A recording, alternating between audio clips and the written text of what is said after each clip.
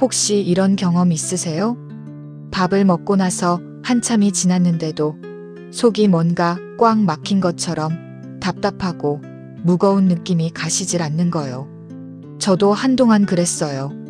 밥을 먹고 나서 한참이 지났는데도 속이 꽉 막힌 것처럼 답답하고 무거운 느낌이 가시질 않는 거요. 처음엔 그냥 많이 먹었나 보다 했는데 딱히 많이 먹은 것도 아니었거든요. 저는 아침이 특히 그랬어요. 아무것도 안 먹었는데 이미 속이 편하지 않은 채로 하루가 시작되는 거예요. 오늘은 또 어떻게 시작하는 거지 싶은 아침이 한동안 이어졌어요. 화장실 문제도 생각처럼 안 풀리는 날들이 생기기 시작하고, 예전엔 규칙적으로 잘 됐었는데 언젠가부터 들쑥날쑥해지거나 아예 며칠씩 뻑뻑한 날들이 이어지기도 하고요. 예전엔 뭘 먹어도 속 탈 없이 소화가 잘 됐던 것 같은데 언제부터인가 이런 날들이 부쩍 많아졌다는 느낌이 드는 분들이 계실 거예요. 60대, 70대 시니어분들이라면 특히 더 그럴 거고요. 나이가 드니까 소화가 안 되는구나. 다들 이러겠지. 그냥 그렇게 넘기고 계신 건 아닌가요? 저도 그렇게 넘겼어요. 나이가 드니까 그러려니 다들 이러겠지 하고요. 그런데 어느 날 문득 이게 정말 나이 탓만일까 싶은 생각이 들었어요. 사실 그게 꼭 나이 탓만은 아닐 수도 있어요. 우리 몸이 뭔가를 말하고 있는 건데 우리가 그냥 나이 탓으로 돌리고 지나쳐버린 경우가 많거든요. 오늘은 속이 더부룩한 날이 많아진 이유에 대해 조용히 이야기해 볼게요. 들으시다 보면 아, 그래서 그랬구나 하고 자연스럽게 고개를 끄덕이게 되실 거예요. 그리고 그 깨달음이 일상에서 작은 변화를 만들어줄 수 있을 거예요. 밥 먹는 게 예전만큼 즐겁지 않아진 게 언제부터였는지 생각해 보신 적 있으세요? 한창 일하고 활발하게 지낼 때는 밥때가 기다려졌어요. 뭘 먹어도 맛있고 먹고 나면 기운이 났죠. 소화 걱정 같은 건 딱히 한 적도 없었던 것 같아요. 그런데 어느 순간부터 밥상 앞에 앉아서 오늘은 뭘 먹어야 속이 편하지? 하는 생각이 먼저 드는 날들이 생기기 시작해요. 좋아하는 음식인데 왠지 손이 안 가고 기름진 거 먹고 나서 후회하는 날들이 쌓여가는 거죠. 식사 후에 소파에 앉으면 속이 묵직하고 눕자니 더 불편할 것 같고 걷자니 배가 불편하고 예전엔 제일 느긋하고 편안했던 그 시간이 이제는 조금 귀찮고 불편한 시간이 되어버린 것 같은 느낌. 특히 저녁 식사 후가 그런 경우가 많죠. 먹고 나면 불편하고 그게 수면에도 영향을 주고 다음 날 아침까지 이어지는 날들이요. 그러다 보면 식사 자체가 조금 부담스러운 일이 되어버려요. 소화제가 집에 항상 구비되어 있고 밥 먹고 나면 습관처럼 소화제를 찾게 되는 분들도 많으시죠. 60대, 70대 시니어분들 중에 이런 경험이 있으신 분들이 정말 많아요. 그리고 대부분은 나이 탓이려니 하고 넘기세요. 물론 일시적인 불편은 소화제로 해결되기도 해요. 그런데 이게 매일 반복되는 패턴이라면 한 번쯤 이유를 이해해 볼 필요가 있어요. 이해하게 되면 오히려 편안해지거든요. 아, 이래서 그랬구나. 그럼 이렇게 해볼 수 있겠네. 하는 마음이 생기니까요. 오늘 그 이야기를 함께 해볼게요. 우선 한 가지 솔직한 이야기부터 해볼게요. 나이가 들면 소화 기능이 달라지는 건 사실이에요. 그런데 달라진다는 게 꼭 나빠진다는 뜻은 아니에요. 변화가 생긴 거고 그 변화를 이해하면 그 변화와 함께 잘 살아갈 수 있는 거죠. 우리 몸의 소화 과정은 생각보다 훨씬 복잡하고 정교해요. 입에서 씹히는 것부터 시작해서 위에서 소화액으로 분해되고 소장에서 영양소가 흡수되고 대장을 지나 노폐물이 배출되기까지 이 긴 여정의 소화액, 소화효소, 장 근육, 장 속 세균들이 모두 함께 협력해요. 그런데 나이가 들면 이 여러 단계에서 조금씩 변화가 생기기 시작해요. 먼저 위 이야기를 해볼게요. 나이가 들면서 소화액 분비가 조금씩 줄어드는 경향이 있어요. 그러면 음식이 위에서 충분히 분해되지 못하고 덜 소화된 상태로 내려가면서 더부룩함이나 불편함이 생길 수 있어요. 소화 효소도 마찬가지로 조금씩 줄거나 활력이 달라질 수 있고요. 빨래에 비유하자면 세제를 조금 적게 넣으면 빨래가 완전히 깨끗하게 빠지지 않는 것처럼 소화액과 효소가 줄면 아래 소화 과정이 더 힘들어지는 거예요. 하지만 이건 자연스러운 변화예요. 중요한 건 이 변화를 알고 거기에 맞는 방식으로 살아가는 거예요. 소화액이 조금 줄었다면 입에서 더 충분히 씹어주면 돼요. 씹는 것도 엄연한 소화의 첫 번째 단계거든요. 잘 씹어서 음식을 잘게 만들어주면 위의 부담이 훨씬 줄어들어요. 속이 더부룩한 날이 많아진 이유 중 하나가 어쩌면 바빠서 혹은 혼자 먹다 보니 대충 씹고 삼키는 습관과 관계가 있을 수 있어요.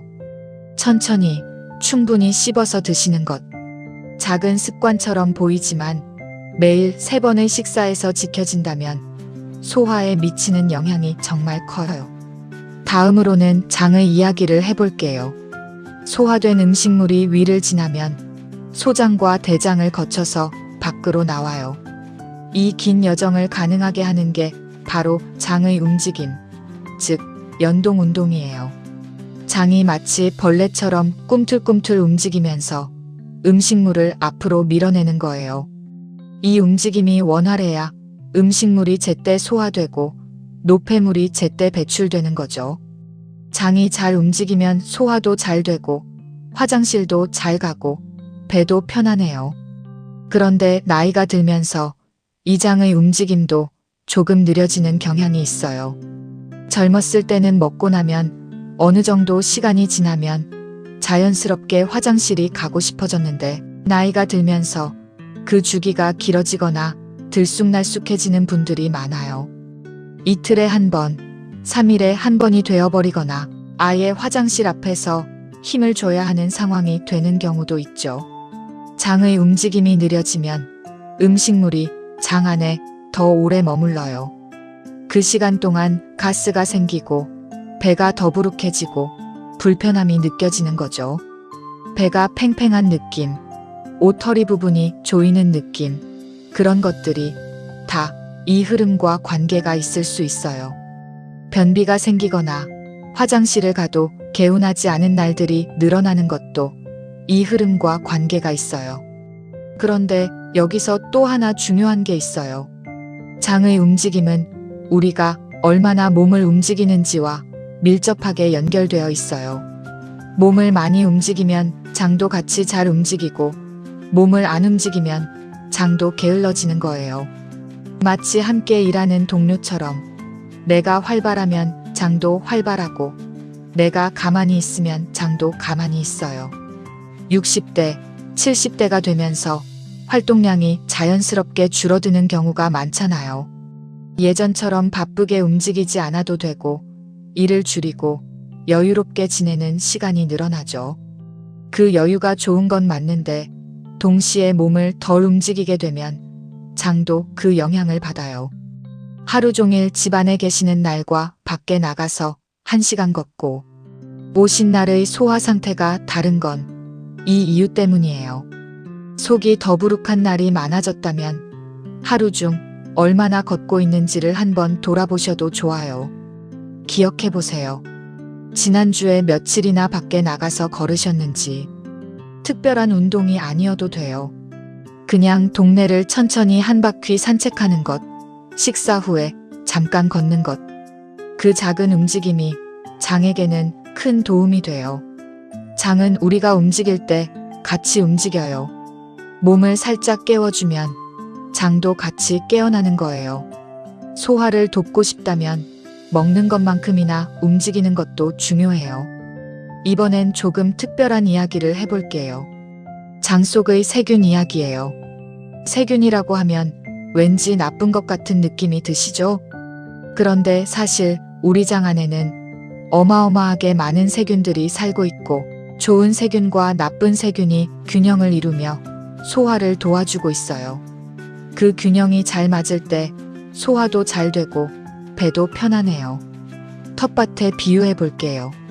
흙이 잘 갖춰지고 좋은 씨앗들이 자라면 채소가 건강하게 크지만 잡초가 많아지고 영양이 불균형해지면 채소가 잘 자라지 못하죠. 장 속 세균 환경도 그래요. 좋은 세균이 잘 자라는 환경이 유지되면 소화가 원활하고 무너지면 더부룩함이나 가스, 불편함이 생겨요. 그런데 나이가 들면서 이 균형이 조금씩 변해요. 좋은 세균은 줄고 나쁜 세균이 자리를 넓혀가는 경향이 있거든요. 식습관, 스트레스, 항생제 복용, 불규칙한 수면 모두 영향을 줘요. 그럼 어떻게 하면 좋을까요? 장 속 좋은 세균들은 식이섬유가 풍부한 음식을 좋아해요. 채소, 과일, 잡곡, 콩류가 좋은 세균의 먹이가 되어 잘 자라게 도와주죠. 된장, 김치, 요구르트 같은 발효식품에도 좋은 세균이 들어있어요. 우리 선조들이 오래전부터 드셔온 발효 음식들이 장 건강과 연결되어 있었던 거예요. 된장국 한 그릇, 나물 한 가지, 잡곡밥 한 공기. 소박해 보이지만 장 건강에 정말 도움이 돼요. 반대로 너무 달거나 기름진 음식, 인스턴트 음식은 나쁜 세균이 좋아하는 환경을 만들 수 있어요. 장 속 환경은 오늘 하루 식사 하나로 확 바뀌지 않아요. 텃밭도 꾸준히 가꿔야 좋아지듯 좋은 음식들을 꾸준히 챙겨 드시면 조금씩 달라지기 시작해요. 이번엔 물 이야기를 해볼게요.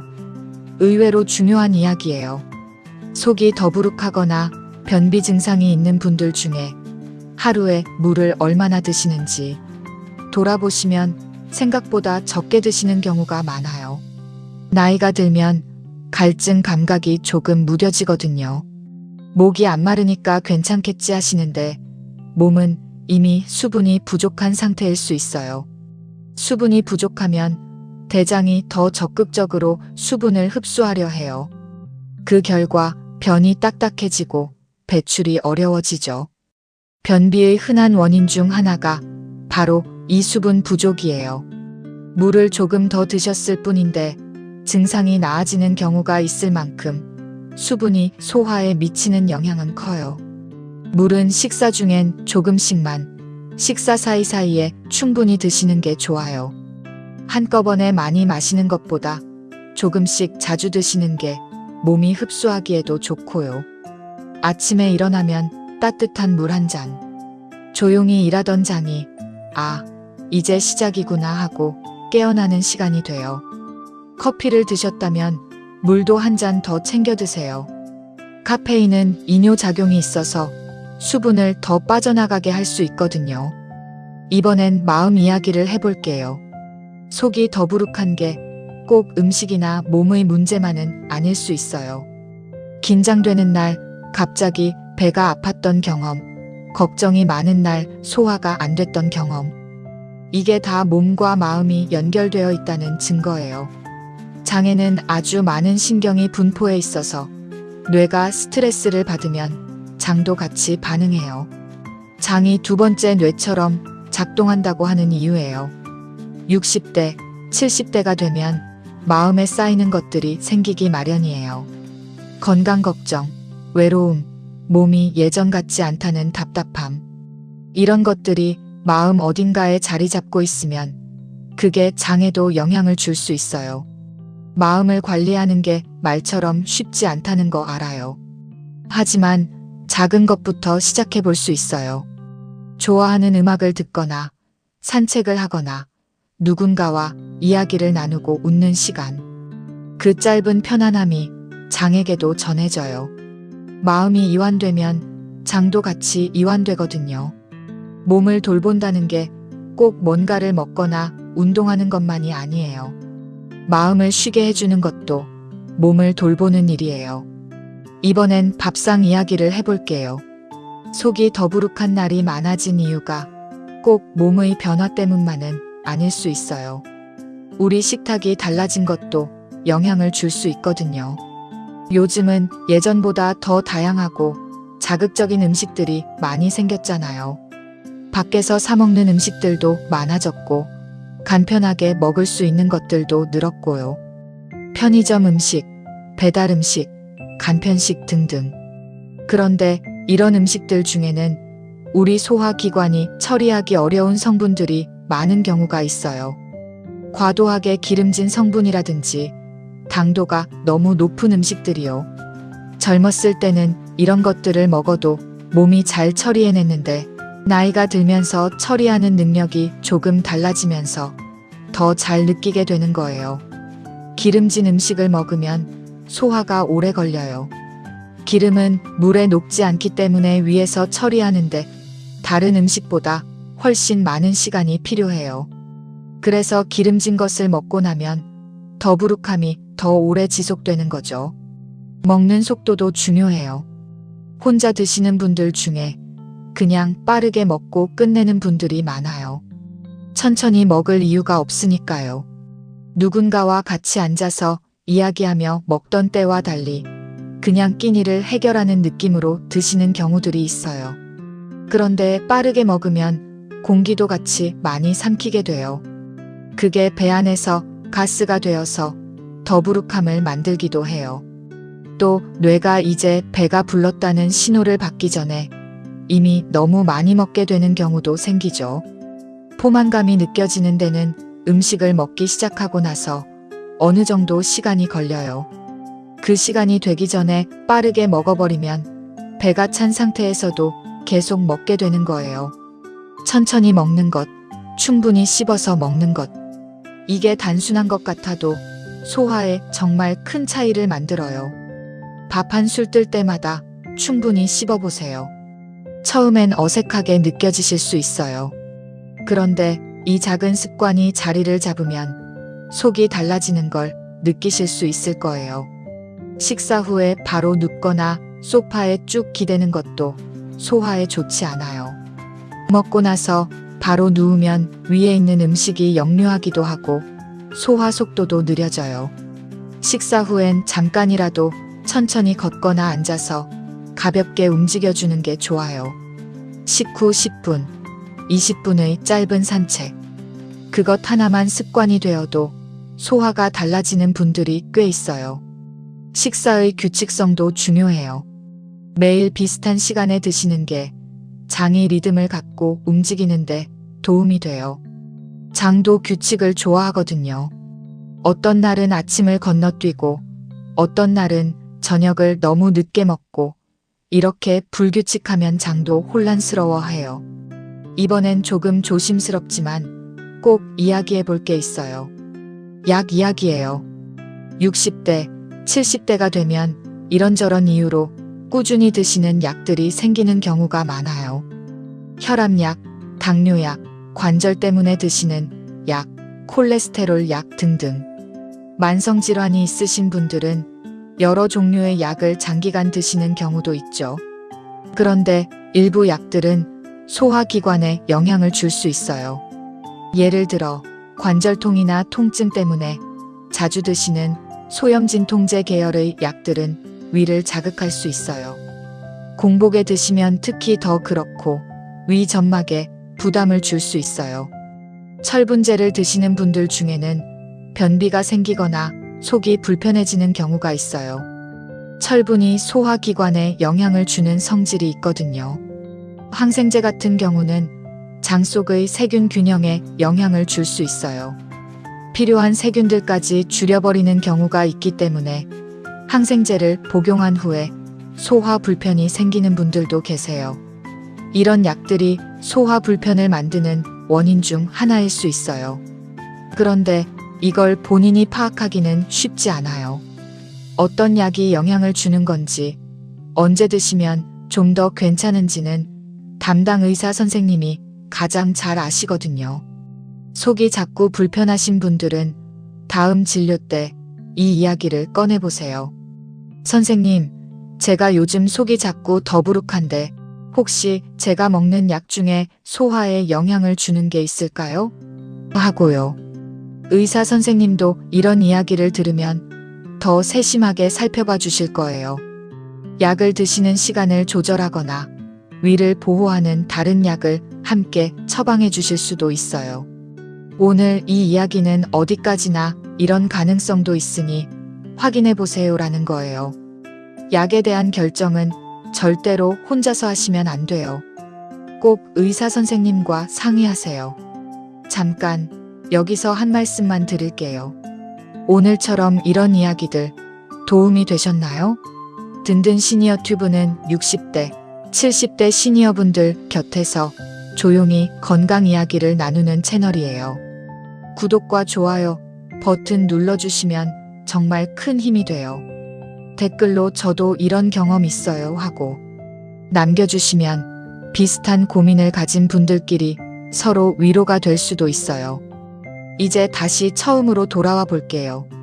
속이 더부룩한 날이 많아진 게 그냥 나이 탓이라고만 생각했는데 이제는 조금 다르게 보이지 않나요? 나이가 들면서 소화 기능이 조금씩 달라지는 건 맞아요. 위의 소화액이 조금 줄고 장의 움직임이 조금 느려지고 장 속의 세균 환경이 변하고 그런 자연스러운 변화들이 있죠. 그런데 그 변화에 더해서 우리가 매일 어떻게 먹고 얼마나 움직이고 얼마나 잘 자고 마음을 어떻게 쓰는지가 함께 영향을 주고 있는 거예요. 그 모든 것들이 합쳐져서 속이 더부룩한 날들을 만드는 거예요. 반대로 말하면 우리가 바꿀 수 있는 것들이 있다는 얘기이기도 해요. 천천히 씹어서 먹는 것, 식후에 잠깐 걷는 것, 물을 조금 더 마시는 것, 잘 자는 것, 마음의 긴장을 조금 내려놓는 것. 이런 작은 것들이 모여서 속이 편안해지는 날들을 만들어줘요. 몸은 나쁜 게 아니에요. 몸이 조금 달라진 거고 그 달라진 몸에 맞게 우리도 조금씩 함께 바꿔가는 거예요. 그게 60대, 70대에 건강하게 지내는 방식이에요. 싸우는 게 아니라 몸이 하는 말을 들어주고 함께 맞춰가는 거죠. 속이 편안한 날이 많아지면 먹는 즐거움도 다시 살아나요. 밥상이 부담이 아니라 즐거움이 되는 날들이 늘어나는 거예요. 그게 되면 자연스럽게 더 잘 먹고 더 잘 움직이고 더 잘 자게 돼요. 하나가 좋아지면 다른 것들도 따라오는 거예요. 오늘은 여기까지예요. 속이 더부룩한 날이 많아진 이유, 이제 조금은 이해가 되셨죠? 몸이 나쁜 게 아니라 몸이 조금 달라진 거예요. 그 달라진 몸이 우리에게 뭔가를 말하고 있는 거고요. 음식을 조금 더 천천히 먹어달라고, 조금 더 걷고, 움직여달라고, 물을 좀 더 챙겨달라고, 마음 좀 쉬게 해달라고. 오늘 한 가지만 해보시면 어떨까요? 저녁 식사를 마치고 나서 밖으로 잠깐 나가보세요. 딱 10분이라도 좋아요. 동네 골목을 천천히 걷거나 마당이 있으시다면 마당을 한 바퀴 돌거나 서두르지 않고 그냥 천천히 저녁 공기를 마시면서 오늘 하루도 수고했다고 몸에게 말해주듯이요. 발걸음이 땅에 닿는 느낌, 바람이 얼굴을 스치는 느낌. 그 작은 감각들이 마음도 가볍게 해주고 장도 깨워줘요. 그 짧은 걸음이 장을 깨우고 소화를 돕고 자연스럽게 하루를 마무리하는데 도움이 돼요. 처음엔 귀찮게 느껴지실 수 있어요. 그래도 딱 일주일만 해보세요. 몸이 달라지는 걸 느끼실 거예요. 작은 것 하나가 시작이에요. 당신의 속이 조금 더 편안해지기를 바라요. 오늘도 끝까지 함께 해주셔서 고맙습니다.